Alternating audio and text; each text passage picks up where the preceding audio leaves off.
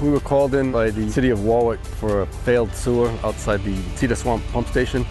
It's a 48-inch reinforced concrete sewer pipe that collapsed, and the silt from the area filled their wet well and spoiled their pumps so that they wouldn't work at all.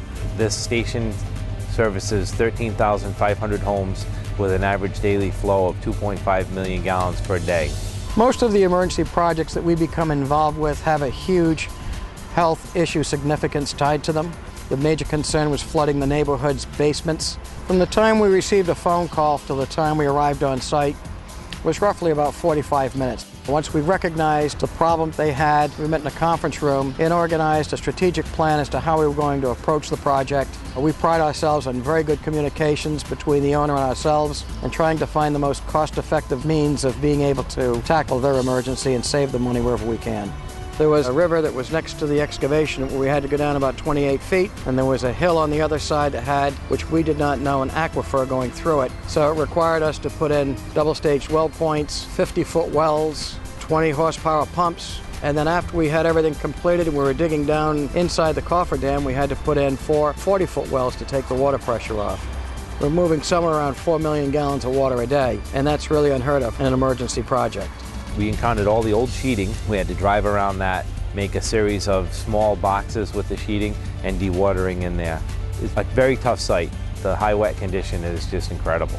In this project, we came in without any information on the as-built conditions of the sewer because the city had lost all their documents in the flooding last spring. So it's been a learning process as we investigated the failure here. In some ways, the project had to be rebuilt.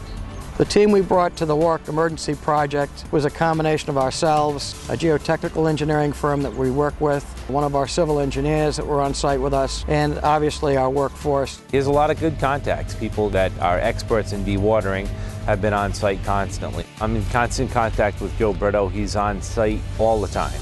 He's been here for 15-hour days. His guys are always here. His staffing mans the pump manifolding around the clock, 24 hours a day, 7 days a week. Not a problem. They've been great. Anything that Joe has said that he would have has been here immediately. He has a phone stuck to his ear 24/7. I believe he sleeps with the thing. The City of Warwick recognized the second or third day into this emergency project that we knew what we were doing and we were there watching out for their best interests. I think our workforce is really second to none on the emergency side. Not only are they well trained, they're well dedicated. You don't hear one person say, "That's not my job," or "I can't do that." Everyone works as one team on an emergency project to get it done to the satisfaction of the owner, to the safety considerations of this company, and to maintain any health risks we can for the community at large. Although he's getting paid, he's taking it personally like it's a job that he needs to get done, which is great. It's good to have somebody like that on our team.